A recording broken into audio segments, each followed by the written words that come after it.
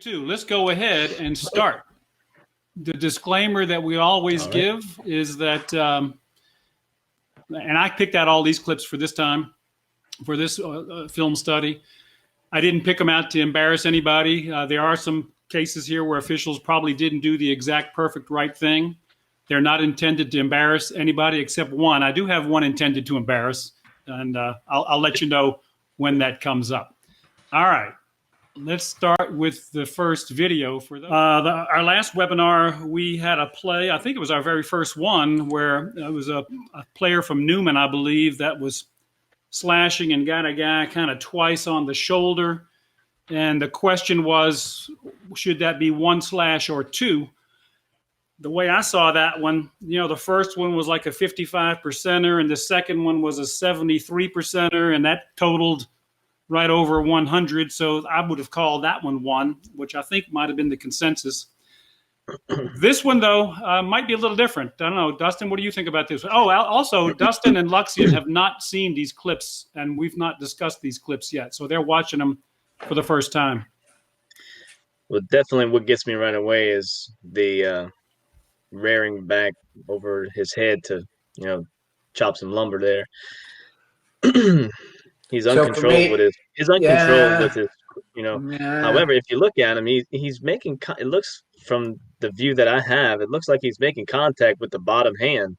Yep. So I might let that go. If we've had some wild play, again, context is key.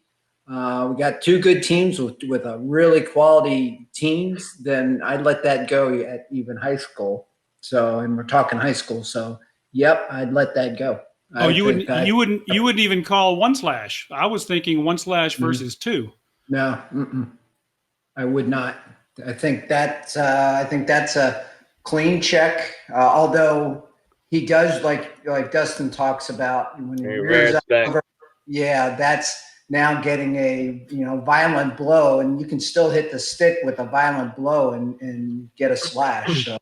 Yeah, I'm thinking right there, that one is probably enough to go with the slash. Yeah, if he's gonna rear back like that one right there, yeah, he better be on he better be on the button. He better make contact exactly where the rule says he can make contact. Yeah. So I kind of agree, having now seen it. And on the field, you also hear it, so you get that advantage too. I tell you, as being a long pole player from a long time ago, if I got hit on my hand or my butt stick end with a check like that, that ball's probably coming out. Yeah. I mean, that's got some force behind it. Now, I can't say that I can see exactly where he hit him, but it looks suspicious to me like he caught him, at least one of them in the hip, if not both of them. No doubt about it. If he makes contact on the hip and that's no doubt about it. Yeah, I agree. I can't see the contact rule, but that extra rear right there where that thing is wrapped around his head, that's a bit much. For you golfers out there, he's getting a lot of lag on both of those. Yeah.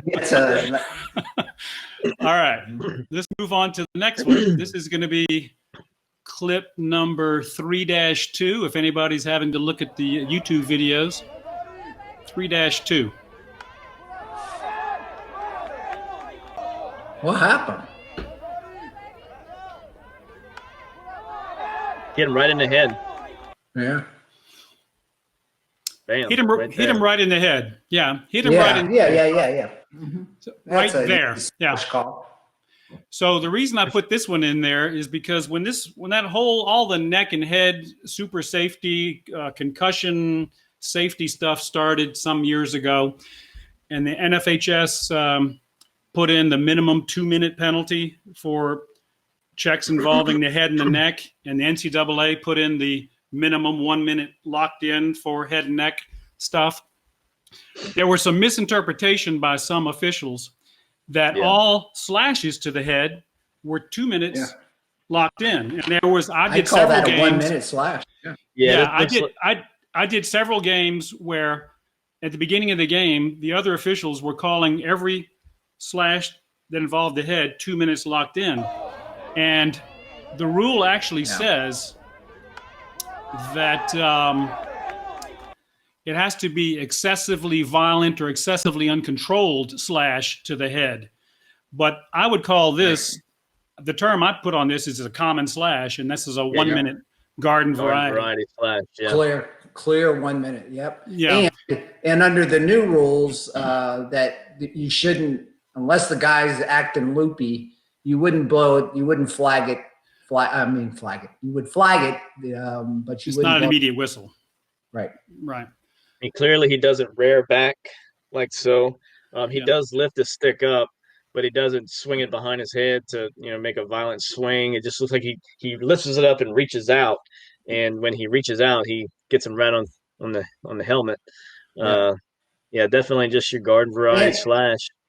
Yeah, I would say, and if he was really hauling off on the head or on a slash and he caught the head a little bit, you still could potentially have a 2 minute non-releasable slash versus the 2 minute in the, kind of targeting the head.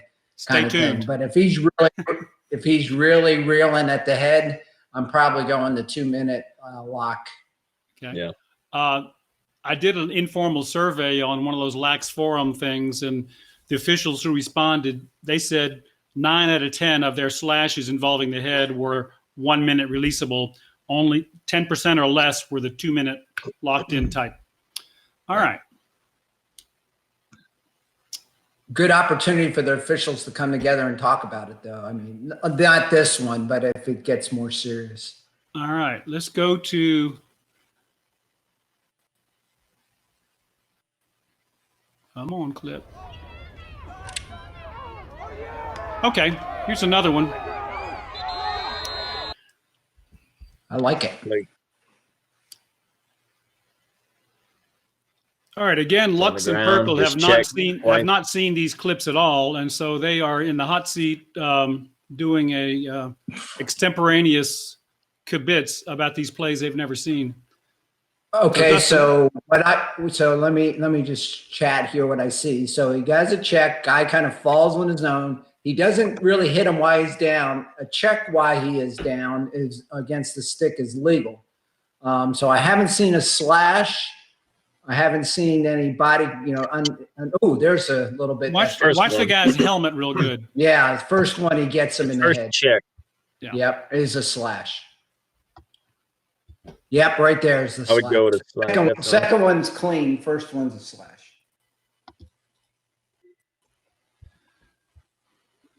What do you got, Dustin? I put this one in Yeah, I there. definitely got a slash on the first check. The call made was a slash. And just to review for you guys, illegal body checks. So the question is, what can you do to a player who's on the ground? Well, you really can't do anything to the player if he has anything but his feet touching. But you can do whatever you want to his stick, except kicking it. You can check his stick like this guy's trying to. Unfortunately, he catches some head when he's trying to check the guy's stick. And he got caught, and he was called with a slash. So body checking of an opponent who has any part of his body other than his feet on the ground is an illegal body check. The other illegal body checks are body checking of an opponent who's not in possession of the ball or is within 5 yards of a loose ball. If he's 5 yards away, you cannot body check him. And you can't hold him either. Body checking of opponent from the back or below the waist is illegal as well. Right. All right. Move on to number One 3 thing to keep in mind on that one thing to keep in mind on that particular play as well is that you see Ooh. got that. We got a couple. If anybody's looking at YouTube, this is 3-4 in the playlist I sent you a link to. If anybody's looking at YouTube, send me a note in the chat, and I'll quit. I'll quit talking about the YouTube if nobody's looking at YouTube. But if you can't see video, just a reminder: go to that YouTube playlist that I sent you the link to, and I will announce which play we're looking at, which clip we're looking at. Okay, carry on about this one. Assuming there's no whistle, but ouch. Yeah. Yeah. I have my favorite call coming up here pretty soon, I think. Right? I'm thinking Egyptian right there, man. Yeah. So I think so what I'm thinking is, okay, no whistle yet. We got a good slash, one slash. That's not so much. And then boom, another slash, whistle. And now we're whistling another flag down. So Look at the Right on torque. the back. it's live play. So we're going to have simultaneous penalties because they both occur live.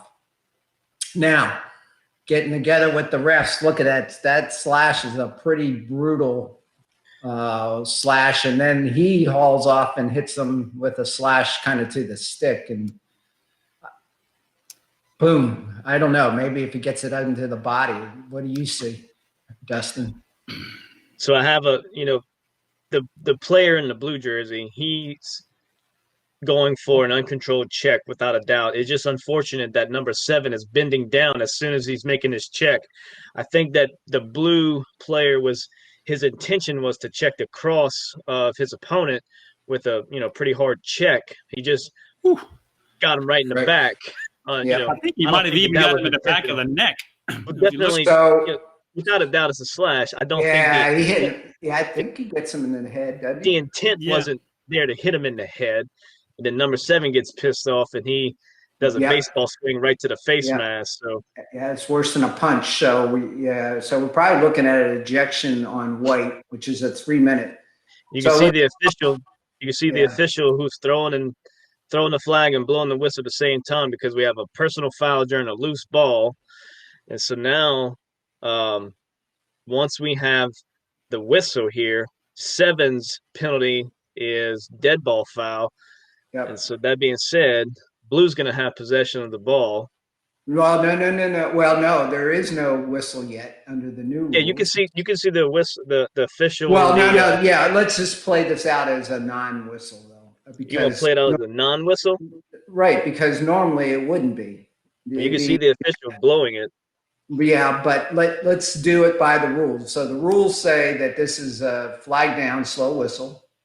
Correct. And when the other slash occurs here, now we have a flag down whistle.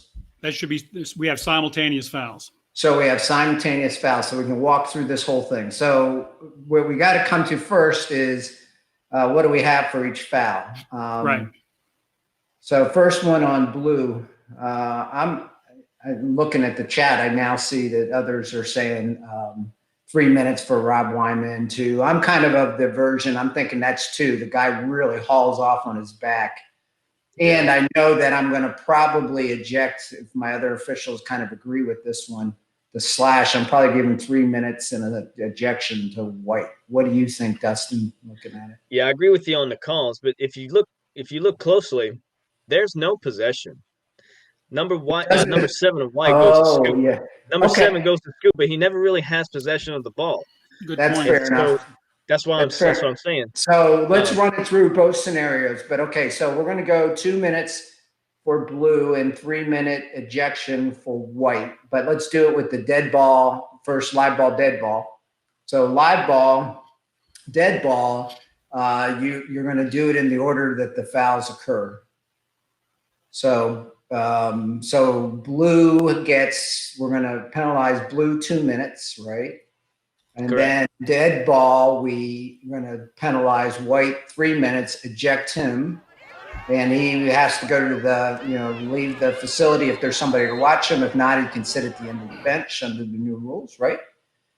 And because the dead ball is the last thing that occurred on White, it'd be blue ball at the center X. Getting ready correct.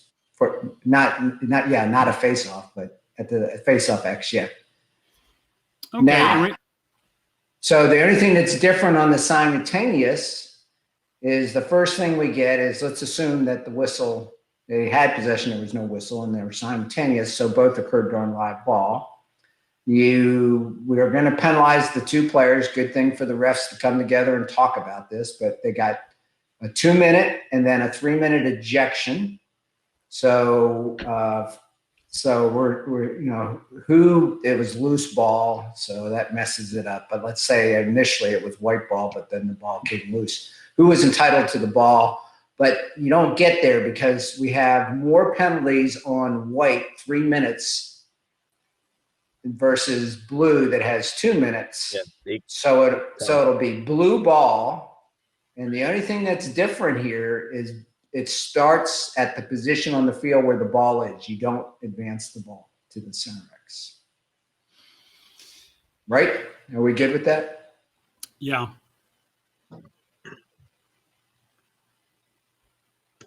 Yeah, Rob says, show me a clip of a hit to the head that's more aggressive than what Blue does.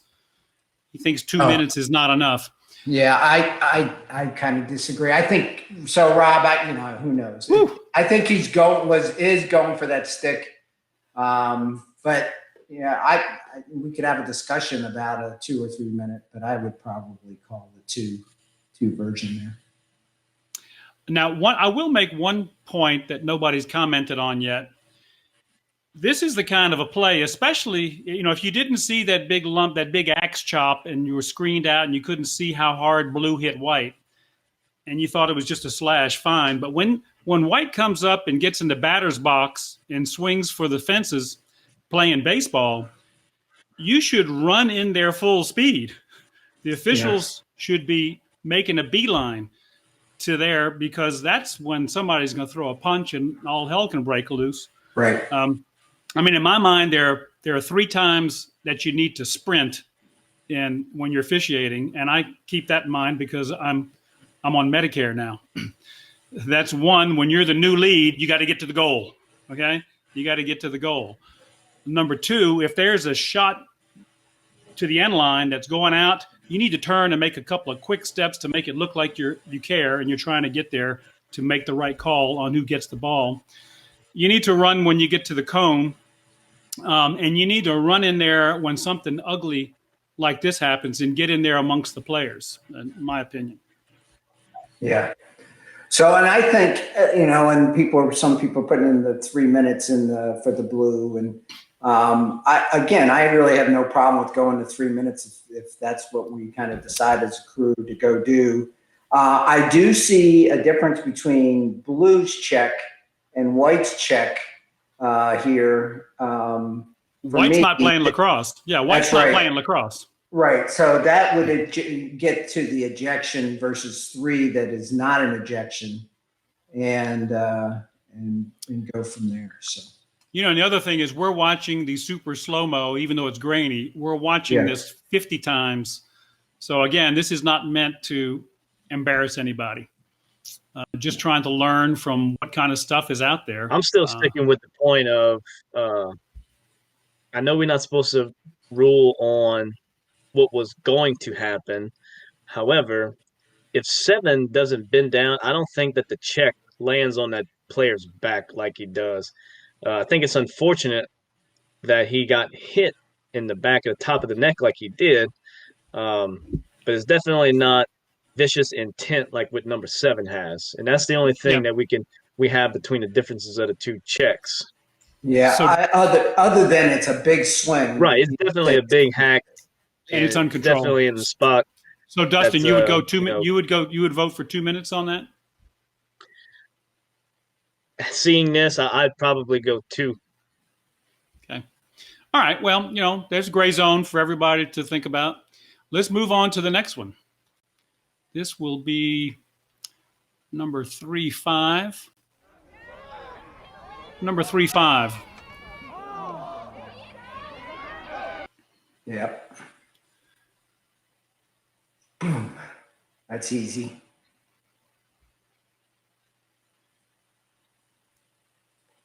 That's an easy call. So the question is, what call would you make? And just because somebody's down at the ground, it makes it look bad. But what do you think the actual foul is, Lux? And I guess part of that depends on the level of play, the tone of the game, et cetera, et cetera. But of course, this was a relatively close game. So the way, so for me, of course, we got the flag and the guy's down and he's potentially hurt. So we're going to whistle it dead pretty quick. And they got the ball. So good. So boom, we're dead. And we have a defenseless player. And he hits him in the back. But I'm going to go with defenseless. He doesn't even see this guy coming. So at a minimum, right, we have 2 or 3 minutes. and ejection, I guess.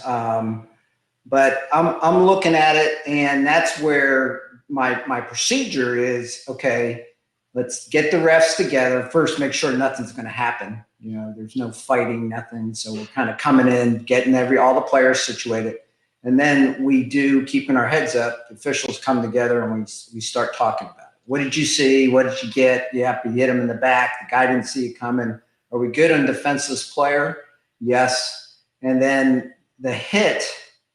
How hard is the hit? And you can't really necessarily tell there, but you can't, right? We're probably debating between a 2 and a 3. Probably, in a high quality game, I'm probably more towards the 2.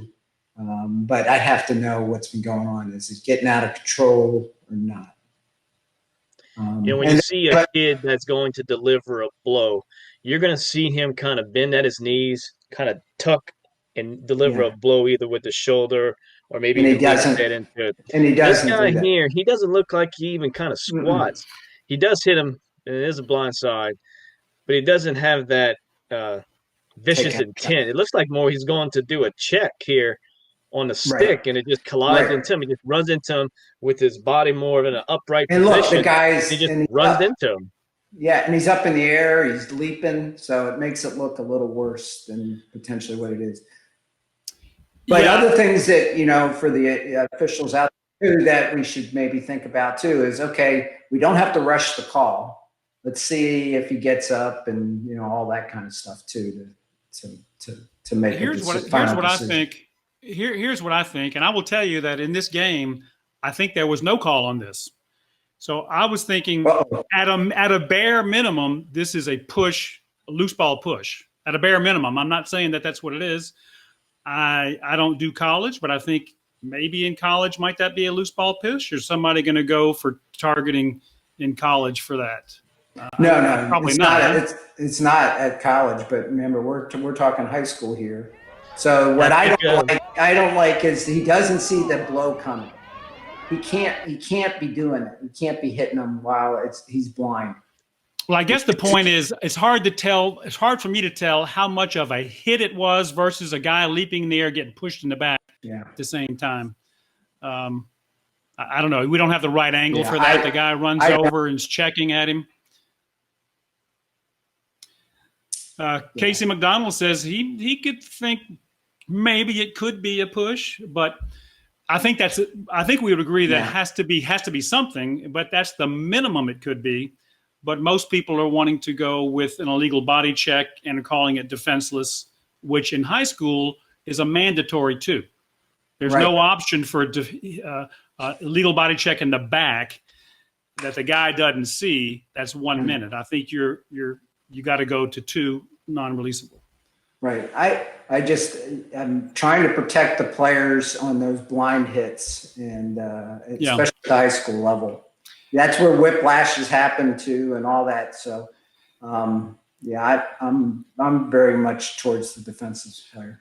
I'm not so sure that there's not a little bit of deception going on by the player. I don't think he got hit that hard, and I agree with a couple of the people who were saying they might go with a push. It's too bad that maybe you could make up an illegal body check 1 minute and just say he got him in the side. I don't know, or I don't know. I don't know how you could do. It sounds like we're stuck between a play on loose ball push and 2 minutes non-releasable with nothing in between. And no, you could still get him on the 1 minute. So think about the goalie coming out on a guy. Does he know he's there? In this case, I don't think he knows he's there. So that's why I go more with the defensive player versus the goalie. Let's say he's on the crease, that pass is coming into the crease and he's moving out to catch the ball and the goalie plows him in the back. That's, in my mind, that's a situation where the guy doesn't necessarily see the goalie coming to hit him, but he knows that player is there and he can expect that he might get that hit, that push, that illegal body check from behind. I'm concerned that I don't even see the official anywhere in sight to rule on this play. Yeah.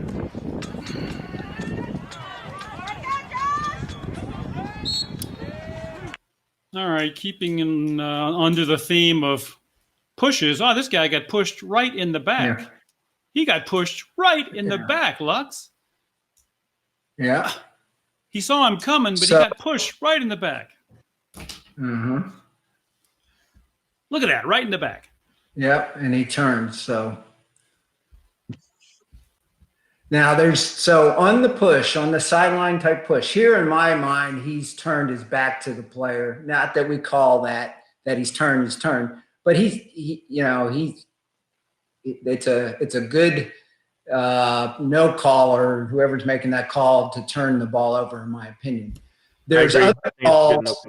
There's other calls where guys maybe scoops the ball up on the sideline and gets that little hip bump that knocks him out of bounds from behind. That's purely from behind, and even though it wasn't a big hit, it's enough that it gains a significant advantage. So then in my mind, you have to make that call as a push. If I can call the ball loose, I prefer to do that. But if there's possession, like in this case, I got the turnover. I like the turnover call. Rob says he's got a pretty wide grip on his cross. Yeah.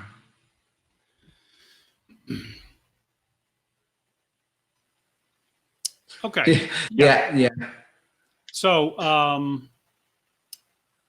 let's see. Yeah, he just turns his back on him. So under illegal body check, Article 4, if a player who is about to be body checked turns his back, jumps, or moves in such a manner to make what started out to be a legal check appear to be illegal, no foul. And I think that's what we have here. This is, I think, a good example of a guy turning. He was going to get him from the side, then he turned. Yeah.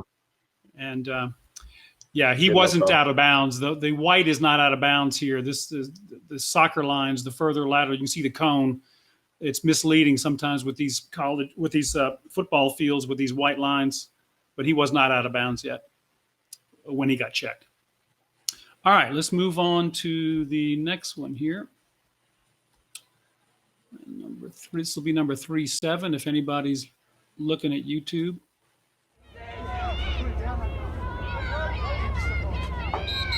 Leans into it, no doubt about it. Doesn't come set. Leans his left shoulder right into the guy. Textbook. Yeah, good call.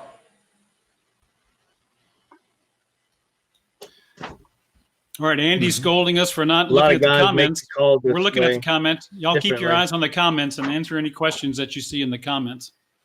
Yeah, I am. I thought we were. Now, the only I do a thing signal like this. I put my arm in the air and I actually punch at my arm to indicate illegal screening. What do you guys do? Well, the NFHS book, that's the college signal, and many people don't realize it, but the NFHS book has a different signal, and that is, this, starting here and then sweeping down. It's just a minor difference. Yeah. I think probably either way works. So. And, he's leaning out enough.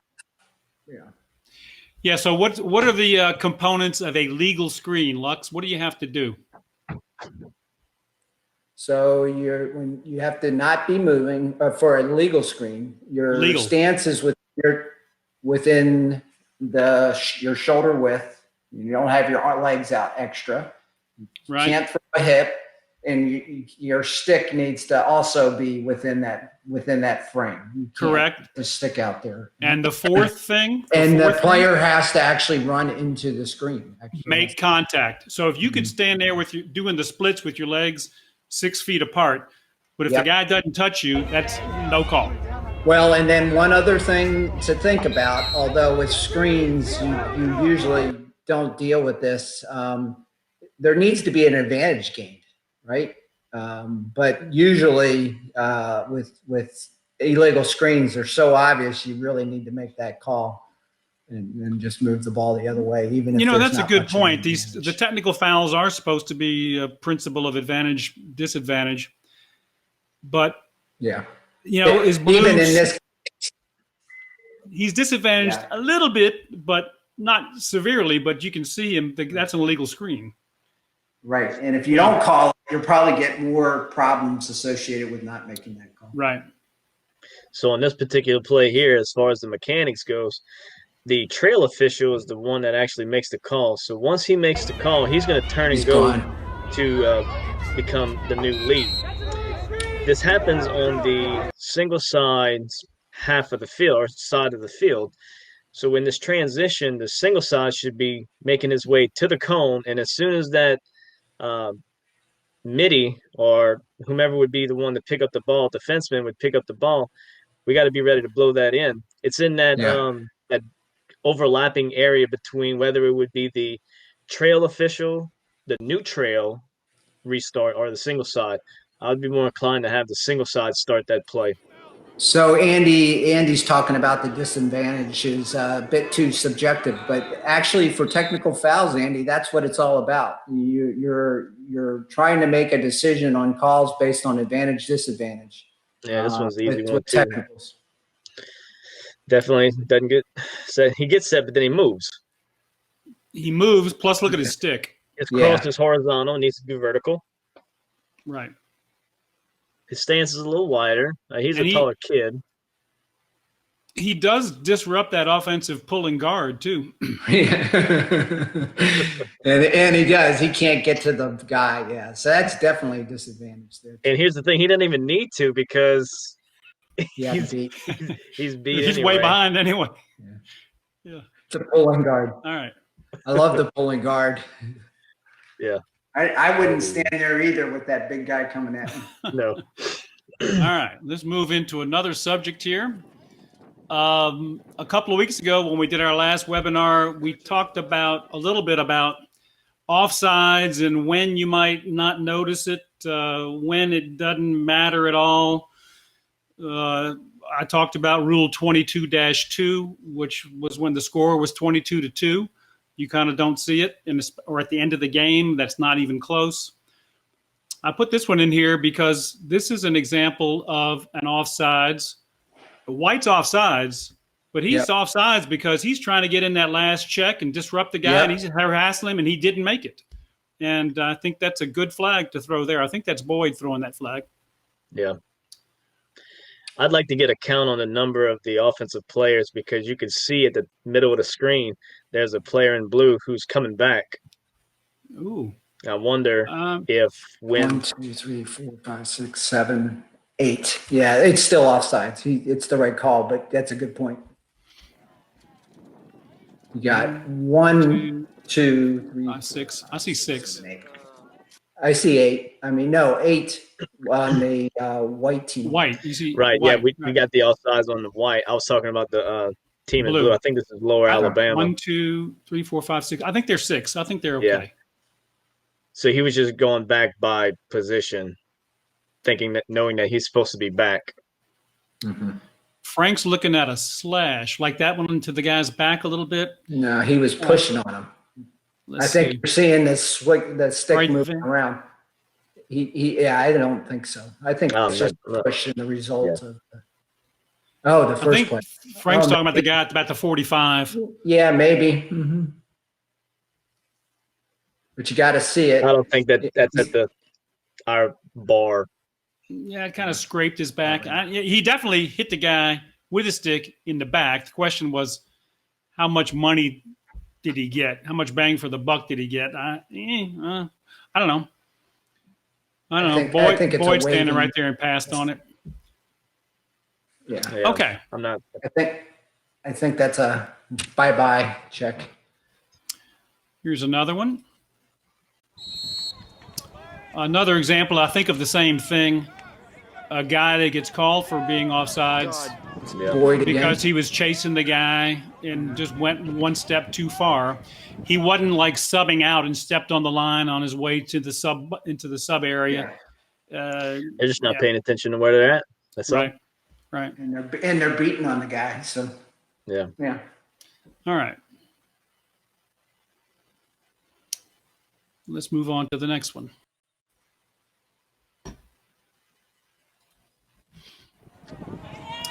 And here is yet another one. Again, a white player is chasing He's trying to catch Blue, but he steps over, even though there's no complete line through that center marking there. Right. He's I over the think line. I think that may be one we can turn our eyes on that one. Clearly, no midline. He's borderline. But he gets the slash. So you're either going to hit him for the slash or the offsides. I like the offsides call, or potentially the slash, but I don't. A little back check. think Yeah, he that's back checked him. Yeah. But the reason I put that one in is not necessarily for this, but this is the beginning of this play, which ended with this. So there's a flag down.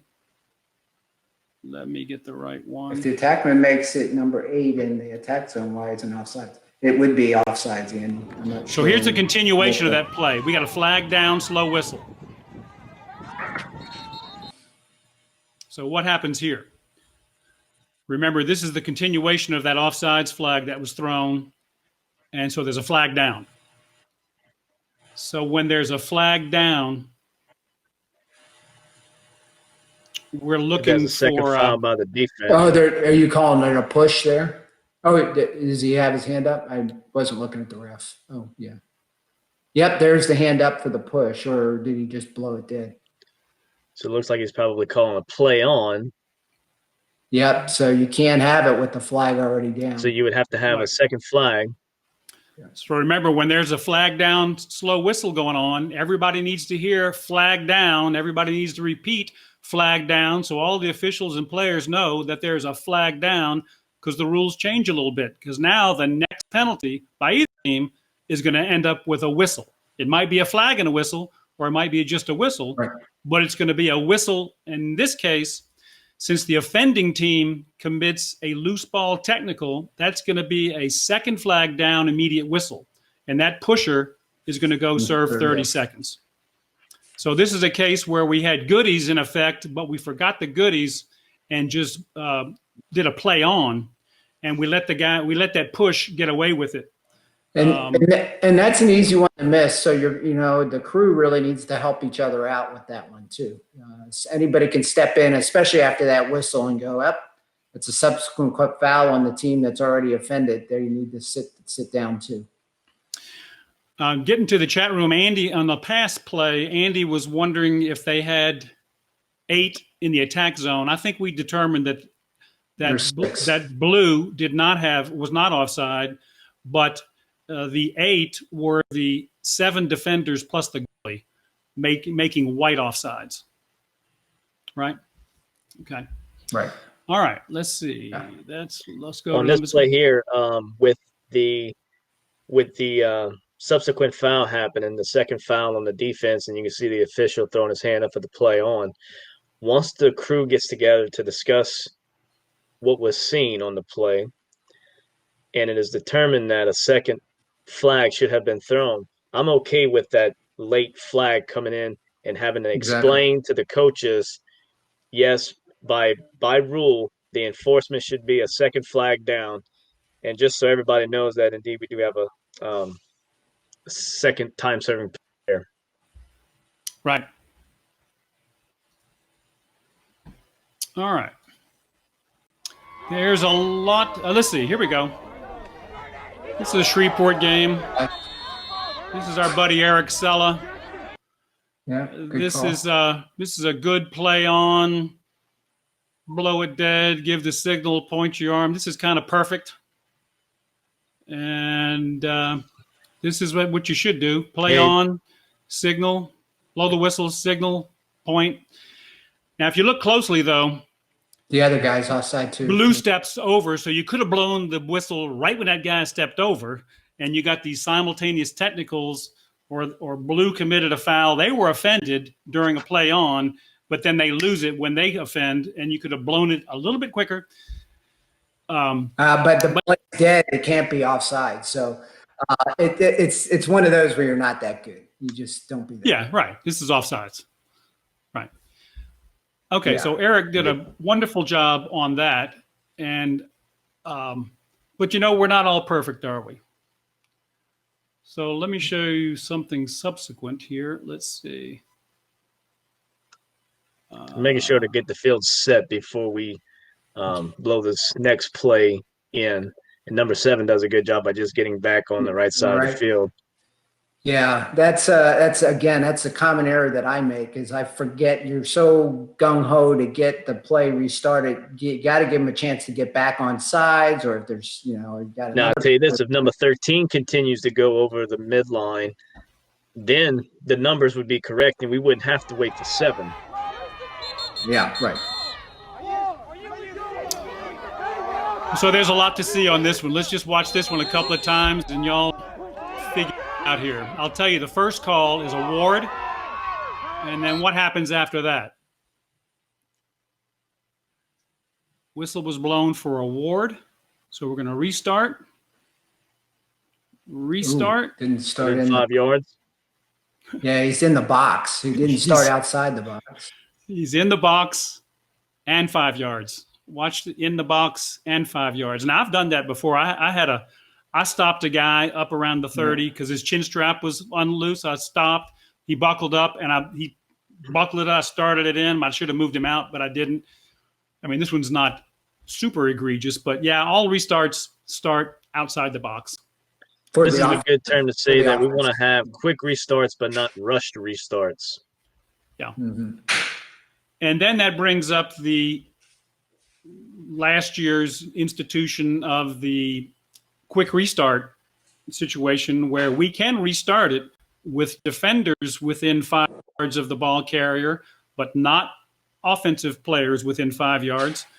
But the defenders have to give 5 yards before they play him. And that right there maybe could have even been a back check, but he clearly played the guy before he got 5 yards away.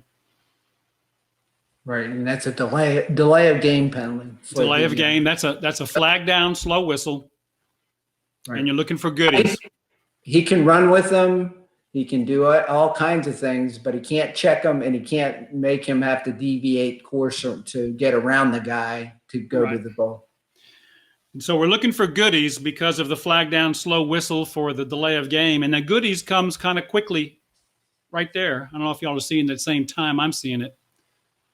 This play right here is what ended the play. Y'all see the blue defender with his arms spread apart? Mm-hmm. And cross check. Yeah. So that's a cross check, I think, for sure. And if you look at it, it's a bit late. I mean, the ball is has been shot and has already bounced off the goalie and is dribbling out of the crease. Then he gets checked. Let's see how it looks here.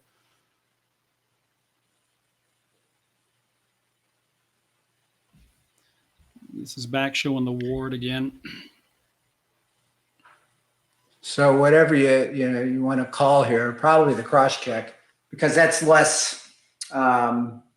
If you have a choice and you have a chance to think about it, that's less of a questionable call. A decision like unnecessary roughness with the late hit or illegal body check with the late hit. But either way, then when the coach complains about it, you go, Coach, you take it. It's either late hit or a cross check, and we got both of them. So, okay, let's move on to the next one. If anybody's looking at YouTube, this will be 315, 3-15.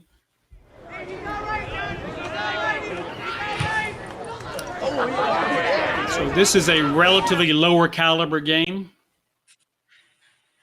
Into the body. So under the new ward rules, that's what I'm thinking about right here. And he's against the body. Yeah, and he puts his arm. Like he leans into him. It just looks like he just runs into the guy and he loses his footing. Yeah, but I'm probably got him for the ward because it's to the body. Yeah, I think this is not going to be disadvantaged. So it is the player in white does need to go to the weight room a little bit, but he does get shoved back. So the guy redirects the defender's body with his arm. So you can't redirect his body. Yeah. You can redirect his stick, which I don't think I've quite ever picked up on or seen a player moving a guy's stick with his arm, but it's usually the body. But I guess if you're super good, you can shove a guy's stick away from you with your forearm if you have two hands on the cross. That's I true. agree with. I agree And with. so Frank asked arm on the stick. And then the only thing that could get worse is if he really charges a guy to knock him over, you can get an unnecessary and make it a minute and put him Right. in the box. And if he puts his head down and spears him, you can call him for spearing or targeting. I mean, That's right. If the offensive guy goes head to head with him and butts him like a ram, that could be targeting if it looks like the guy intentionally headbutted him. Yeah. Yeah. Then, if he's really targeting him, then it's minimum of 3. Right. Okay. We got a rule interpretation here. You can't call a war if 2 hands are on the stick under the new rules. That's not true. It's actually opposite of the rule there. You can call a ward if there's 2 hands on the cross, but it has to be contact made to the body. If a player has his hands on the cross and he's making contact with the opponent's cross, that is legal. That's okay. It's when the player makes contact on the body. Right. So you can have a simple ward call, Andy. He's thinking I think he's referring to the NCAA rule, but we don't want to start discussing NCAA rules here. Right.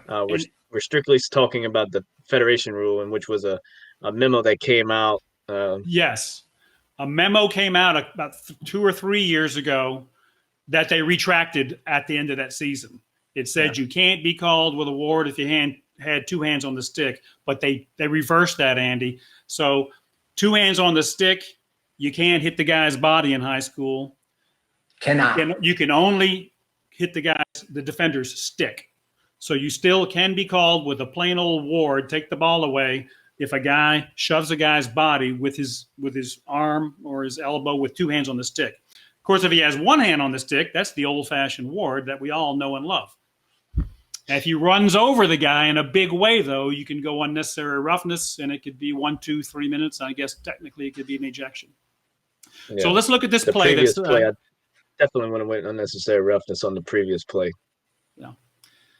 So this one's pretty cool. This is Boyd running down the sideline. So this is a wrap check, and we got 2 things. Is the ball stuck in the cup? We got the flying Karamazov brothers juggler guy, and the guy loses his stick on the yard sale wrap check, but it bounces right back into his hand, which is kind of cool. But also in super slow-mo, you can see that Boyd detected that when the guy did the wrap check, he had his left hand. He had his left hand in front of him and held him. So Boyd called a hold on that, which I thought was real good. But watch what happens to the guy's stick after this wrap. Boom, there it goes, and bounce right into his hands. He was not stickless for very long. You don't see that often. No. Yeah. Yeah, the hold was a call. Good hold call. Good hold call, I thought. I thought that was real good. We see a fair amount of wrap checks, and I'm not quick enough to see that hand come around, but Boyd caught that guy on that one. I think that was a good hold call. All right, we just have a few more left, and we're going to finish at an hour again, and we're getting through more plays here. All right. Okay, this one's kind of interesting here. The next one is 3-17. Eric Sella made this call. I couldn't tell from his hand signals exactly what he called, but I think I know what he's calling here. Y'all watch this and tell me what you think this loose ball call is that Eric made. Maybe a contact. I don't know. Maybe either. The blue player's playing man ball. It's within 5 yards. And he probably said something, so he probably have a conduct and just loose ball conduct and give the ball away. Is that it? We had the cross check hold that if your hands are spread apart and you're using the portion of the cross between the hands to control a player's body, that is considered holding.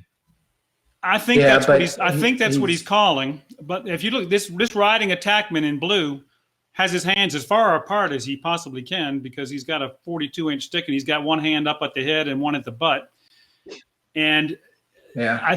It's not a cross check, but I think he may be calling a cross check hold. I think if you watch it, if you watch it, he's within 5 yards. So if Blue would played him with the gloved hand or his hands close together, I think he would have been fine. But I think maybe Eric saw his hands far apart and couldn't come up with what the right call was. But I don't know. Eric's not here to ask. Right, and Jamie put in there interference. If it gets outside of 5 yards, you're right. If that's what you think it was, but it has to be outside of 5 yards. So they're right at 5 yards. I'm thinking. Luckily, we have a football field here to help us out with 5 yards. Right. Probably, if you have to pull out the tape measure, if you have to pull out the tape measure, then it's probably within 5 yards. Again, so just in game management for me, again, is when I'm going to call that technical, there's a couple thoughts that go in my mind. If the ball's rolling around and I have a kind of a crappy game and things are going on, I want to get the ball in the stick, I'll find that foul and I'll blow the whistle. But on the opposite hand, if it's a good game and they're good players, was there really an advantage gained with this guy on top of the ball already? And I just kind of, good game, I may let it go. But that's a 50-50 call for me. Yeah. Well, he gave it to Green. Yeah. I'm just saying that. Yeah. Is there really enough advantage? Was there, what happened in that really depends on. Yeah. And I kind of see what he's calling, but he's like almost love tapping him. All right, let's move on to the next one. This is a bang bang crease play, which we all like. Bang, bang, crease play. Same game.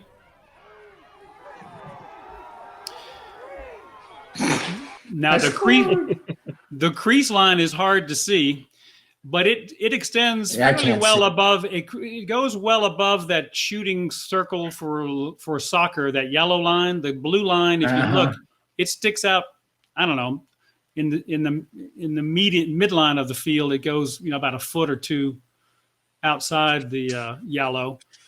So it's hard to see the guy's feet. I will tell you that the call was that somebody was in the crease.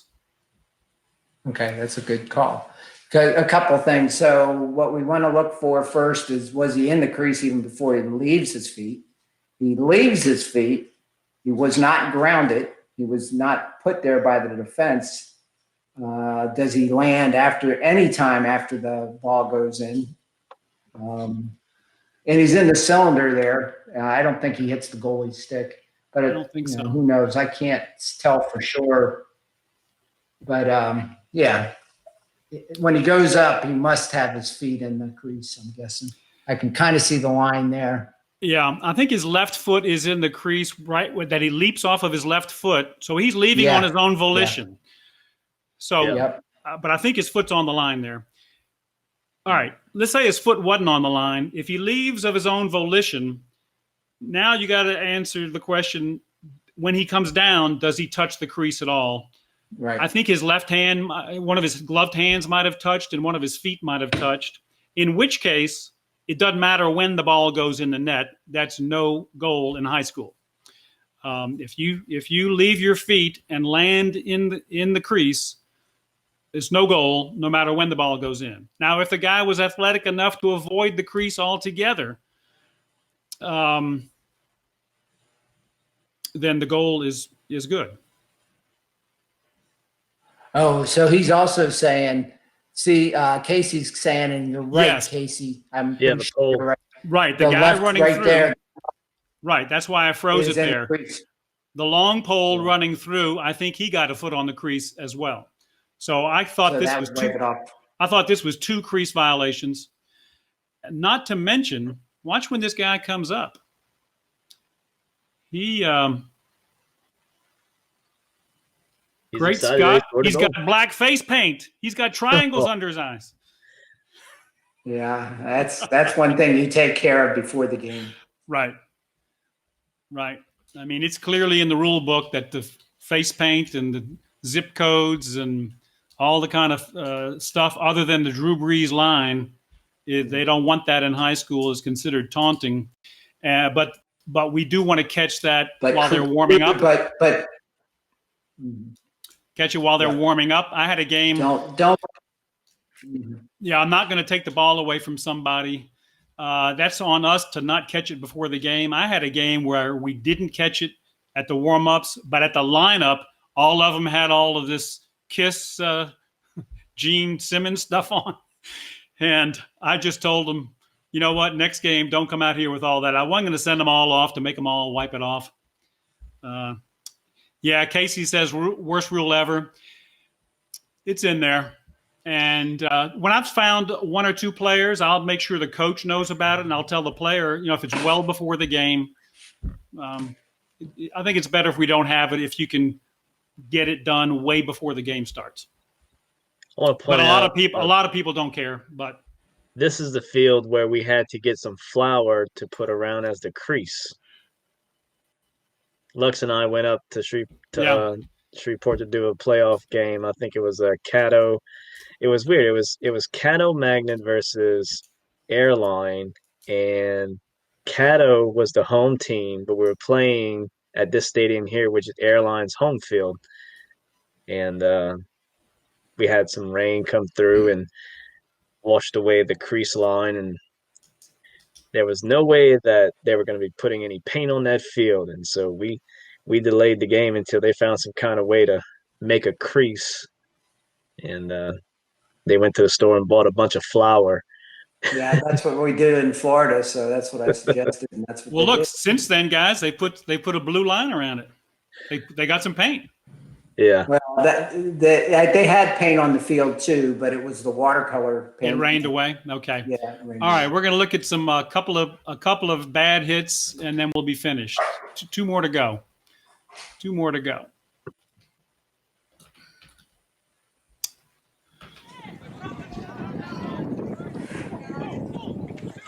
Ooh. Wow. Ouch.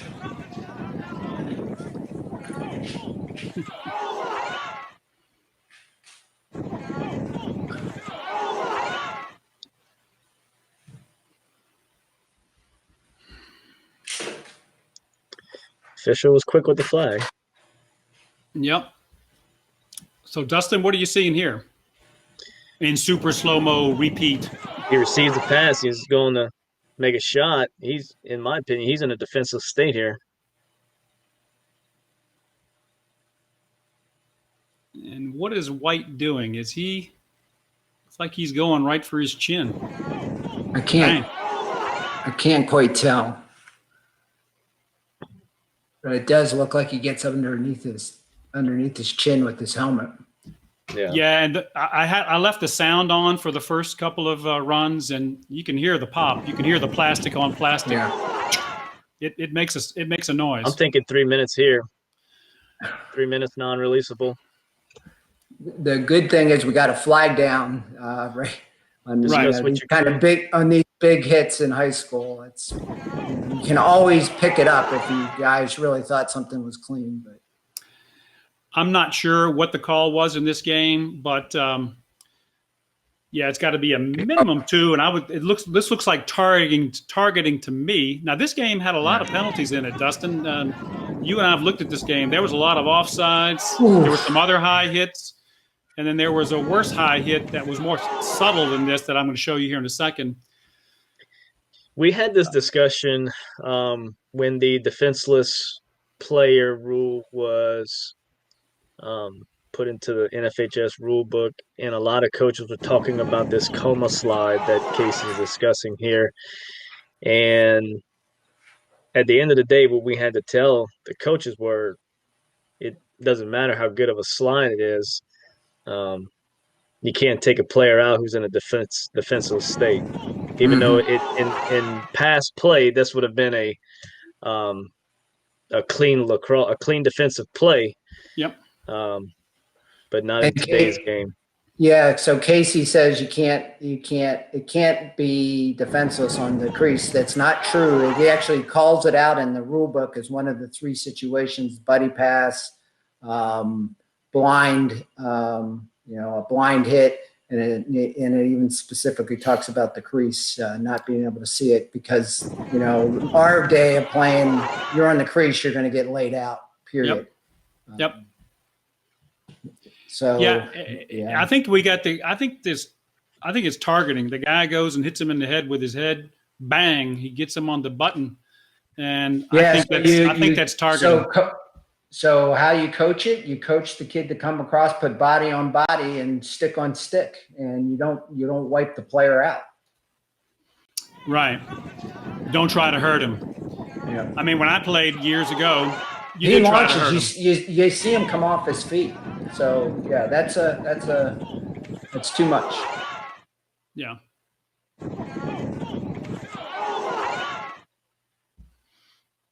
Okay. Let's move on. Well, and he's whining that it's a goal like a good coach should. And coach, tell you, it's the rules of the game. That's the way it is. Well, Lux, you and Dustin are doing college games. You do NCAA games. What's the call in an NCAA game on this? That's perfectly legal. Nothing. Not calling anything an NCAA game. But that's the difference, right? That's it's a whole different level that's of the hardest thing to strength, skill, and they're not young kids still growing. So that's what NFHS lacrosse wants to make very clear why they have the separate rules. Educate me on the helmet-to-helmet contact. There's not a targeting or a head hit rule. There's a head hit rule. There is, but on that one, that wouldn't be this at least 1 minute non-releasable. Probably not. Really? I'd have to see it for real on the field, and where that guy actually hits him.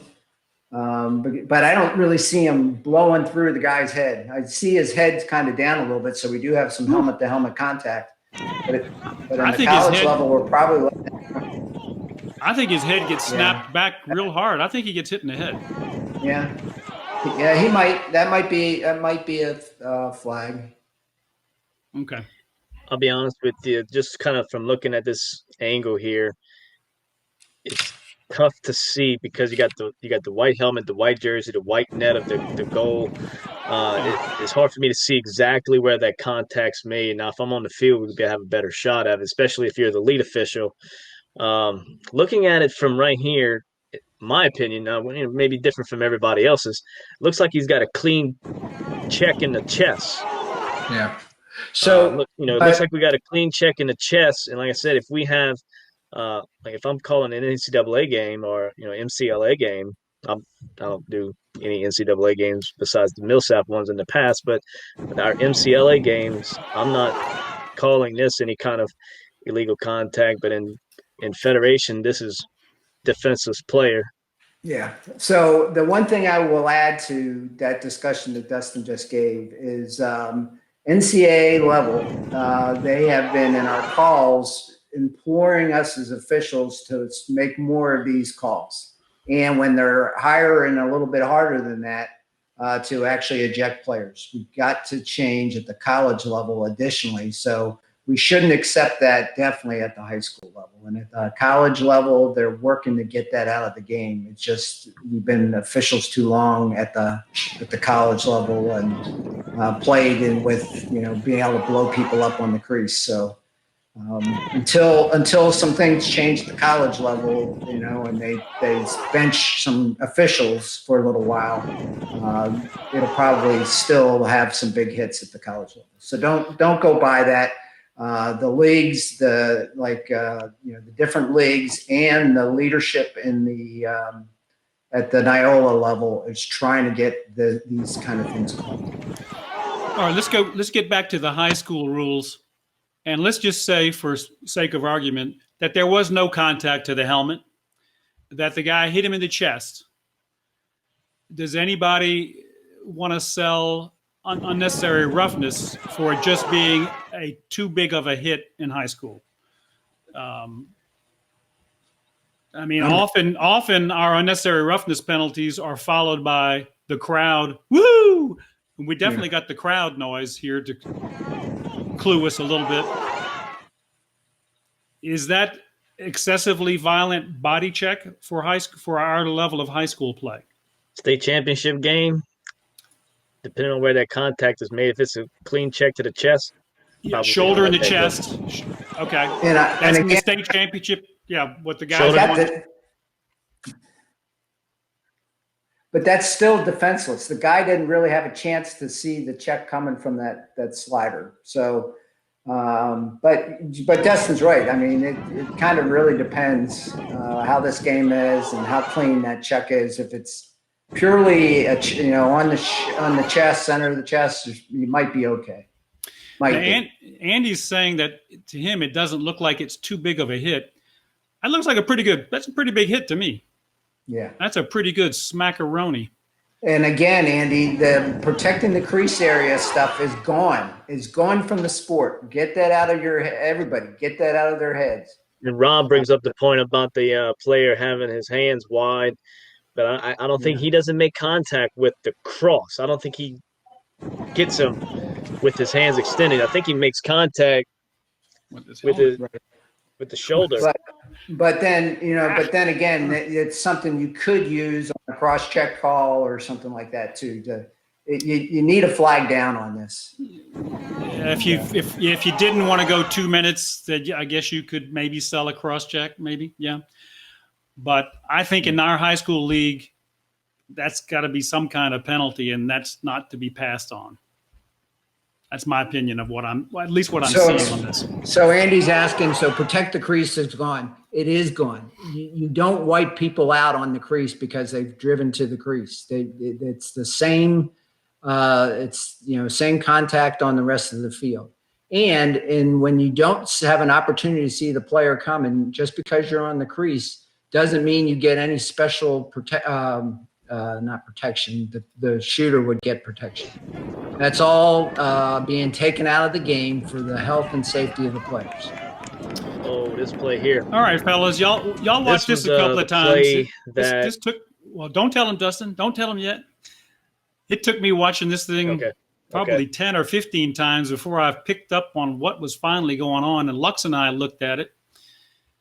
But this one's in there just to educate us that, man, you never know when something bad's going to happen and how sneaky it might look. That can be a bad foul that we might get lined out and screened out and just don't see it. So does anybody see a foul in the chat room? It's kind of blurry. Yeah, it's look, the picture's bad. The sun's in the lens of the camera. It wasn't a high def camera. I can't even read the guy's numbers. Does 8 butt check him with the butt end of his stick? Is that what I'm saying there? Yeah, Lux, you know this play. We looked at this one a long time. Yeah, okay, I remember that. Yeah, now I remember this is it. Yep. And then a little kick, yeah. It's white number 8. And watch it. Here he comes and bang. You can't see it. It's hard to see, but he goes with his left hand to the helmet, to the face of the boy, of the ball carrier. And actually, the guy was injured. He had a black eye. Then we saw a picture of the guy the next day, and the coach kind of lodged a complaint. We didn't have they lodged a complaint. We looked at the film, which y'all are too. And so not only did somehow the butt end of the cross goes through the face mask and gets him in the eye. He goes real quick. Watch right in here. He's going to give him a super quick pop to the face. But then watch what number 8 does after this punch to the face. Now watch him. He's turning, and he is doing this real quick. Watch him. He's standing right there on the side of the crease at the goal line extended. Oh, I forgot about that too. Yeah, and that took me a long time to finally figure out. Again, this is a crummy video, and this is zoomed in. This is really zoomed in to try to help us look a little bit. Watch him. One of the first things that I picked up on. Dustin's a young guy. He knows about all this crap, so he knew what that was from his gang days. And then he gives him a little kick as he goes by, and he does. He's real quick. Bang! Super fast. Now, in defense of the officials there, the lead official who's on the far side is completely lined out. You know, this happens and the guy's back to him. He got 2 other players in between. The guy's got 3 players around him. And then the single side, who's on our side, if you notice, right when that punch goes to the face, and it's real fast, he is lined out. There's a player right in between him and the play, right there. I don't know if you're seeing it with me, but 87, I think, is kind of in his way. And neither official had an opportunity to see it, even if they were looking right at it. So this is one that this was an ugly hit to the head that caused an eye injury that we didn't see. And I don't think it's just part of not having enough eyeballs out there, and we don't have super slow-mo multi-replay. But I put it in there just to show everybody that I think the league asked for our opinion about this. Dustin and I talked about it, and Luxian weighed in on it as our chief referee, and he communicated with the league. And I think the disposition of this was that this was a delayed ejection on number 8 for that hit and for the taunting. That's what the league went with. He did not play in their next game. Yeah, it's tough. I mean, Lee's doing a good job of getting into the right position. Single side, we could argue that, you know, he could have been in a quicker sprint to get down to his position. But I mean, they were both hustling to get to their settled position. That's just an unfortunate play here that the officials were blocked out and didn't get a clean view of the play. And if the league cleaned this up after the fact, that's fantastic on the league. But now, definitely on this right here, the single side has got a clear shot at the player who's given the taunt. Right. We got to see that. Okay. This is the last thing I'm going to show. We're almost done. And the advice I'll give all of our officials is if you're out on the field and you just saw something and you're not sure if something was legal or illegal, just keep your ears open, because you might get some help from some officials in the stands who can give you some excellent guidance on the rules. Being well versed in the rules, they can get you out of a jam. So let's look at some education from the stands here. Oh, that was legal. That was legal. There you go. That's legal. That was legal. Quick decision, too. Void! One-handed checks are illegal! One-handed checks are illegal. Void! One-handed checks are illegal! One-handed checks are illegal, Boyd. So, Boyd. That was legal. That was legal. That's legal. But one-handed checks. One-handed checks. That was legal.